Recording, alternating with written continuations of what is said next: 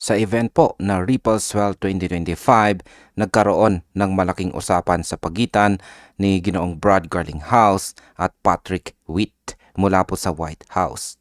Dito sinabi po ni Witt na malinaw ang posisyon ng US government kung saan ay paparating na ang mga bagong batas na magbubukas ng mas malaking pinto para sa crypto market.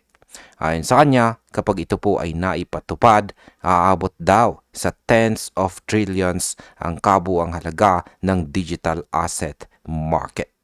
Posibleng magdulot po ito ng bullish sentiment sa buong crypto market, lalo na kay XRP na direktang nakaugnay sa regulatory development sa US. Kaya yan po ang siyang ating pag-uusapan sa video na ito at simulan po natin sa ating unang katanungan na sabi rito ay is Bitcoin not XRP. Ayan. Why Bitcoin is not XRP. Ayan. Sabi rito ay we clarified that Bitcoin and XRP serve different roles in the financial system and they should not be compared interchangeably. Each asset has a specific purpose that contributes to market balance. Yan po. Binanggit daw ni Witt na si Bitcoin ay hindi si XRP. Magkaiba raw ang kanilang papel sa global finance. Si Bitcoin ay store of value habang si XRP naman ay ginawa bilang liquidity bridge para sa cross-border payments. Ang malinaw na pagkakaibang ito ayon kay Witt ay magbibigay daan sa mas balancing crypto ecosystem sa hinaharap. Kaya ang market impact po dito ay kapag mas naintindihan ng mga regulator ang papel ng XRP, mas tataas po ang posibilidad ng institutional adoption na magtutulak po sa presyo nito pataas.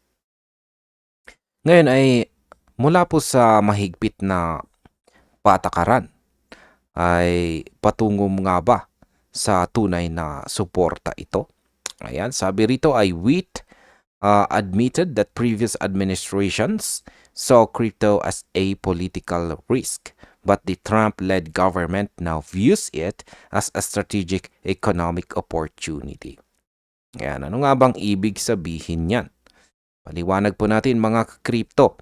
Inamin po ni Ginoong Witt na dati takot ang pamahalaan sa crypto. Pero ngayon, iba na raw ang direksyon.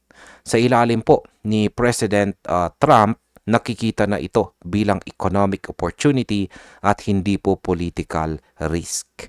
Sa mga bagong batas tulad po ng Genius Act at saka Market Structure Bill, unti-unti nang lumilinaw ang landas para sa mga kumpanyang tulad ni Ripple.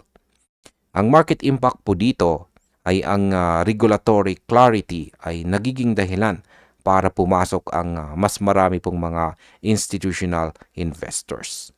Ibig sabihin, mas malaking kapital at mas matatag na presyo sa market para po sa market.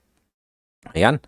Bilang panghuli, ang aking opinion naman tungkol dito ay ang pahayag po ni Ginoong Patrick Witt ay isang malakas na kumpirmasyon na papunta na po tayo sa bagong yugto ng crypto. At yan po ay ang panahon ng institutional expansion. Habang si Bitcoin ay nananatiling digital gold, si XRP naman ay nagiging tulay ng global liquidity.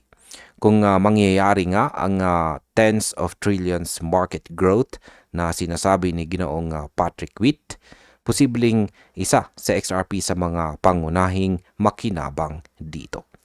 At ayan, hanggang dito na lamang po tayo sa video na ito mga ka-crypto. Maraming salamat sa panonood.